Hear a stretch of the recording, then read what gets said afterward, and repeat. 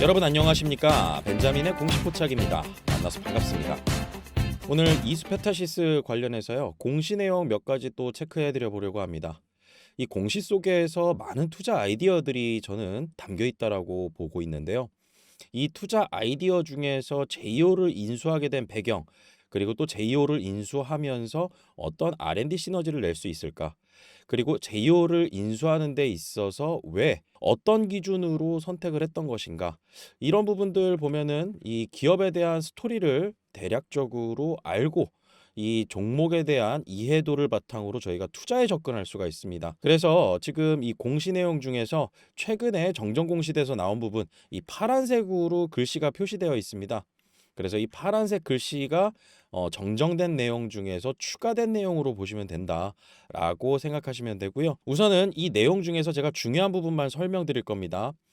첫 번째로 이 전방 산업의 개선, 당연히 데이터 센터, AI 시대를 맞아서 데이터 센터가 자꾸 늘어나고 여기에 하드웨어적인 측면에서 이스페타시스의 인쇄 회로기판이 들어가게 되고 주요 고객사들이 저희가 잘 알고 있는 글로벌 빅테크 기업들이고 엔비디아는 여러분들께서도 많이 들어보셨죠. 이스페타시스의 고객사입니다. 그런데 이런 수요 확대로 인해서 매출과 이익도 성장은 했는데 이스페타시스에 한 가지 고민거리가 있다라는 거죠. 그게 바로 수익성이 개선되기는 했으나 여전히 PCB 제조 단일 사업을 영위하고 있는 이스페타시스의 특성.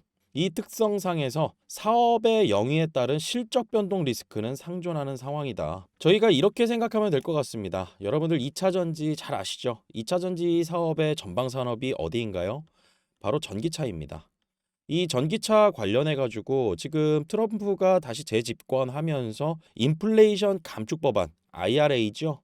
여기에 지금 칼을 대고 있잖아요. 전기차의 판매에 대해서 약간 회의적인 시각도 나오고 실질적으로 전기차 판매의 부진, 이는 곧 소재를 공급하는 기업들, 부품을 공급하는 기업들, 실적에 고스란히 영향을 줄 수밖에 없었습니다. 이스페타시스도 마찬가지로 데이터 센터에 공급되기는 하지만은 데이터 센터가 무한정 늘어날 수는 없습니다.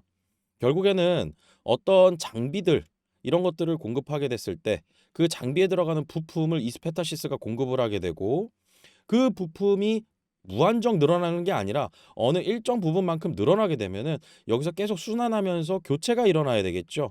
근데 이 교체가 일어나려면은 제품의 기술력이 달라져야 됩니다. 그리고 교체하는 그 제품의 성능도 달라져야 되고요. 그리고 추가적으로 확장되는 사업 영역까지도 생각해 봐야 된다라는 거죠.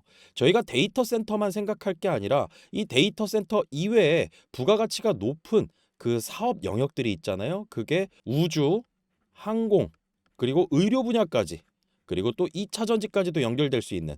그래서 제이오라고 생각하면은 그냥 단편적으로 전기차, 2차 전지만 생각할 수가 있는데 그런 부분이 아니라는 거죠. 그런 기준으로 회사를 골랐다라는 것이고.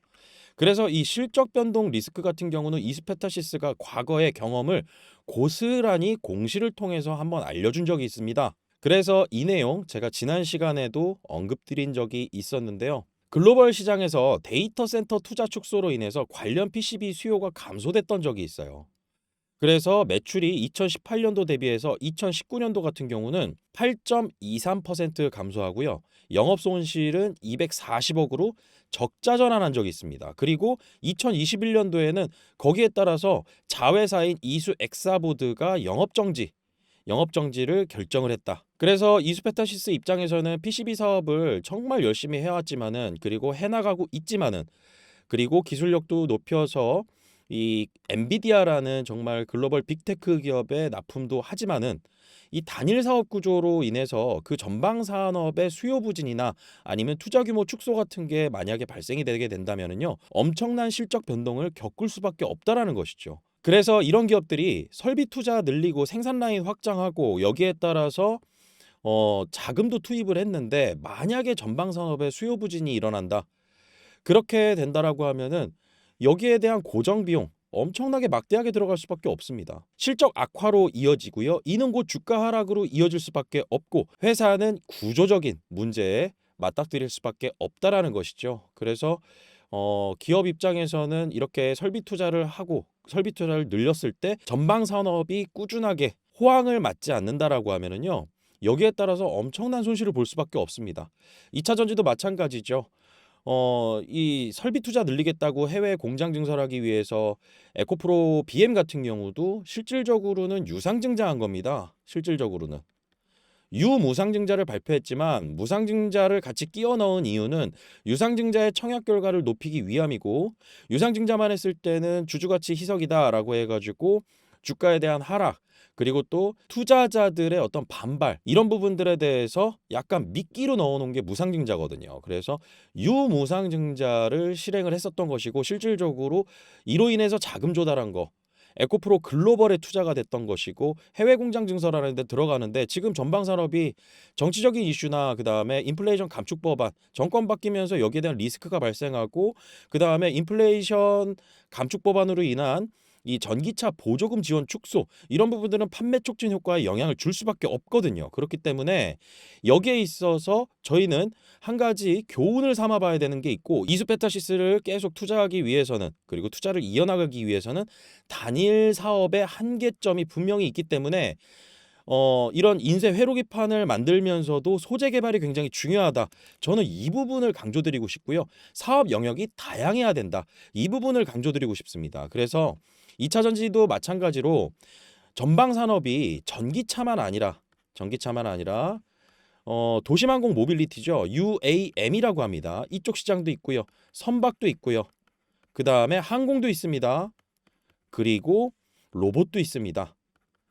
그리고 여기에 더 확장돼서 모든 사물에 또 2차 전지가 더 들어가게 되는 모든 사물에 적용되는 배터리, 이런 부분으로 전방 산업이 다양하게 포진이 되어 있다라고 하면은 이 전기차 하나만을 가지고 이렇게 실적 변동이 크게 일어나진 않을 겁니다. 그래서 이러한 구조적인 부분을 이해하고 저희가 공시를 보면서 어떤 기준으로 제이오를 선택했을까?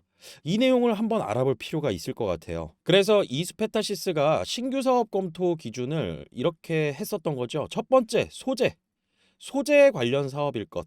이 소재가 모든 산업에 있어서도 굉장히 중요합니다. 원재료도 중요하지만 어떤 소재, 특정한 소재를 바탕으로 그 사업에 그 이니셔티브를 줄 수도 있어요. 그래서 이 소재 관련 사업일 것, 저도 동의하는 부분이고요. 진입장벽, 이건 정말 강하게 동의하는 부분입니다. 다른 기업들이 쉽게 진입하거나 진출할 수 없는 사업 영역이어야 된다라는 것이죠. 그래서 기술적인 진입장벽이 높아서 그 누구나 할 수 없는 사업, 이런 것들이 경제적 해자, 기술적 해자라고 불리우죠. 그래서 제일 중요한 게 저도 2번이라고 보고 있습니다. 그리고 상업화, 그 다음인 거죠. 적용 중인 사업화 영역이 있을 것. 2차 전지는 물론이고요. 이 이외에 추가적으로 확장한다라고 하면은 반도체 사업 영역까지도 확장이 가능하고, 추후에는 우주 항공 분야로도 그 범위가 다양해질 수 있습니다. 의료 쪽까지도요. 그리고 확장성, 이 내용에 관련해서 제가 말씀드렸던 부분이죠. 다양한 산업 분야로서 확장성을 보유하고 있을 것. 탄소 나노튜브가 바로 그러하다라는 것이죠. 그래서 저 같은 경우는 제이오 하나만을 봐도, 그냥 그 기업만을 따로 떼어서 놓고 봐도 충분히 투자 매력도가 있는 사업의 영역이다라고 판단을 했었고요.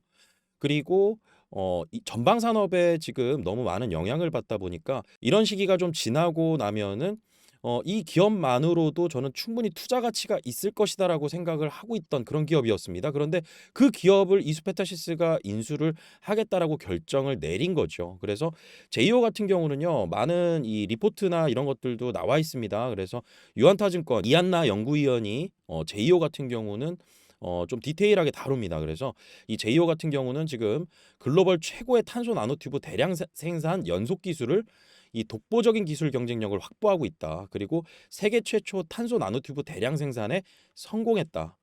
지금 제이오는 플랜트 엔지니어링 쪽의 매출 구성이 좀 높은 편이지만은 이 탄소 나노튜브의 사업의 상용화, 이쪽으로도 투자에 대한 기대감이 있었던 기업입니다. 그래서 이런 기업을 인수하겠다라는 것이고, 저도 이 부분에 있어서는 공감하는 부분이 있었습니다. 그런데 저런 사업 영역의 확장 같은 경우는 어느 정도 시간이 좀 필요합니다.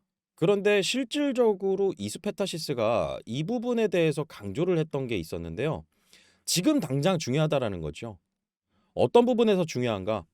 고성능 PCB 데이터 센터에 들어갑니다. 데이터 센터는 24시간 연중 무휴입니다. 그리고 열 관리, 열을 잘 통제를 할 수가 있어야 되고 방열이 정말 중요합니다. 그리고 전기의 전도성, 이 부분도 굉장히 중요한 거죠. 그래서 인쇄 회로기판에서 전기가 잘 통하게 하고, 그리고 전기적 손실을 최소화하는 거. 그러면은 다시 말해서 또 전력 손실도 최소화한다라는 것이죠. 이런 것들이 효율을 이끌어내는 것이고, 이런 제품을 만들어내는 곳에 러브콜이 있을 수밖에 없는 것이고, 그래서 이스페타시스의 주요 수요처인 데이터 센터, AI 가속기, 엔비디아죠. 그리고 고성능 연산 작업으로 인해서 막대한 열을 발생시키고 있다. 그래서 이 기술적인 한계를 지금 안고 있으면서 데이터 센터가 지금 지어지고 있는 거예요. 그런데 이 인쇄 회로기판 같은 경우는 열 관리하고 전력 공급의 안정성을 유지하는 게 굉장히 중요합니다. 이런 게 바로 고객사한테 신뢰를 주는 부분이고,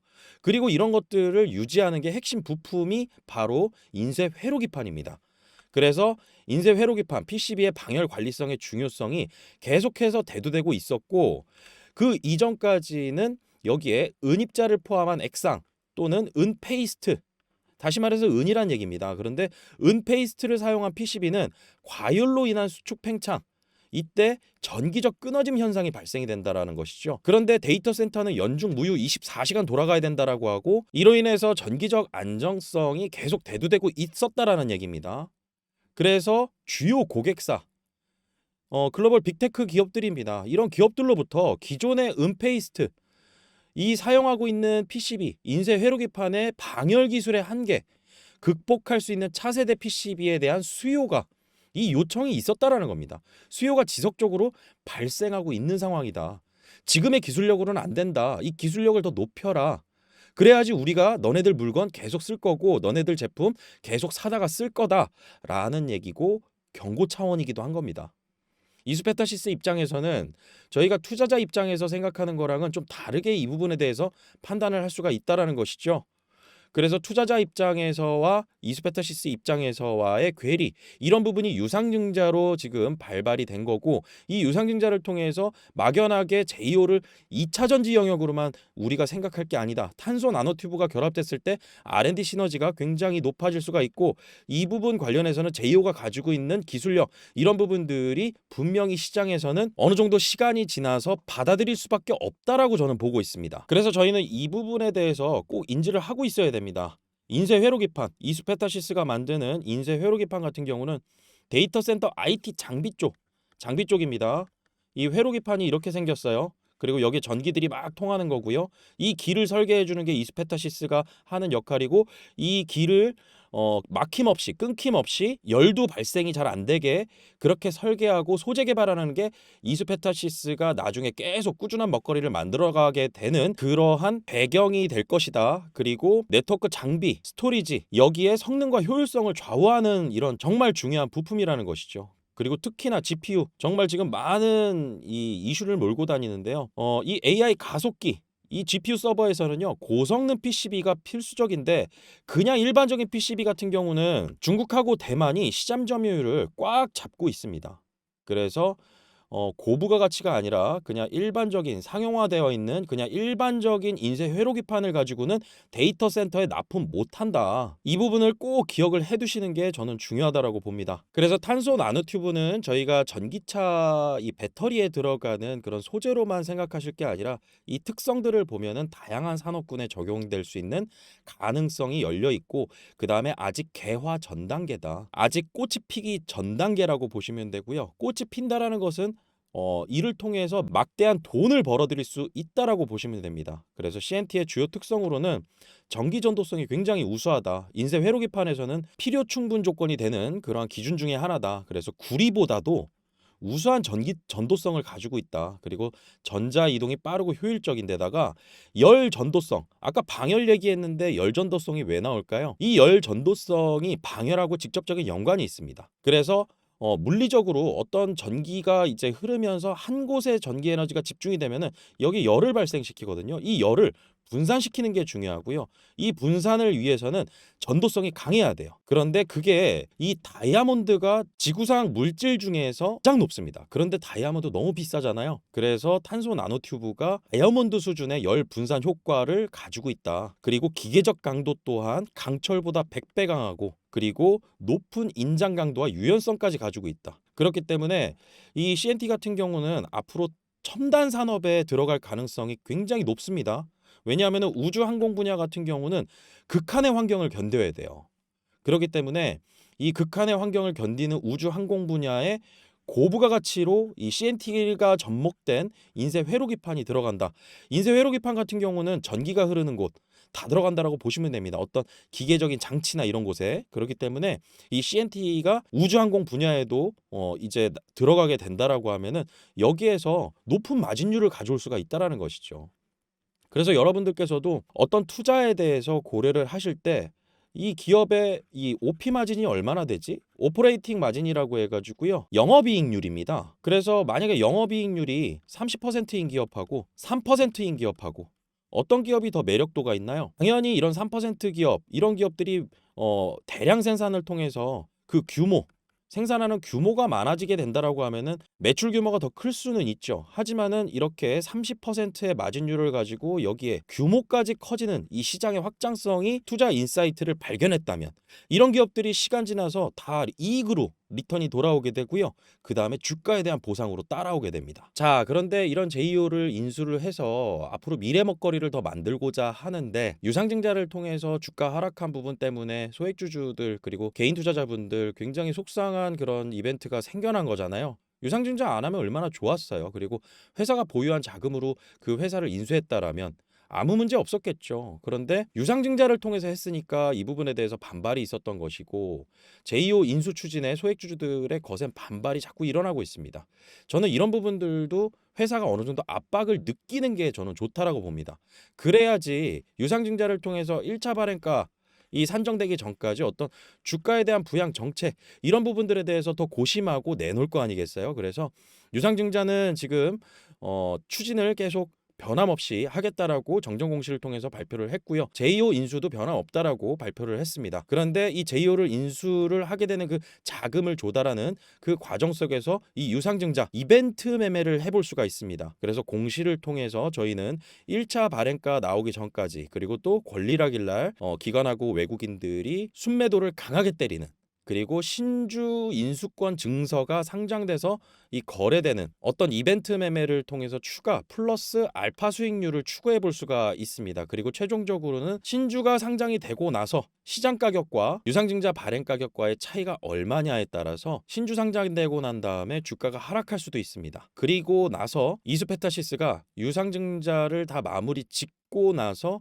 주식 발행 초과금이라는 게 쌓이게 되거든요. 예를 들어서 액면가가 500원인 주식입니다. 그런데 이 500원짜리 액면가 이 주식을 예를 들어서 1000원에 발행했다라고 볼게요. 그러면은 500원의 차이가 생기죠.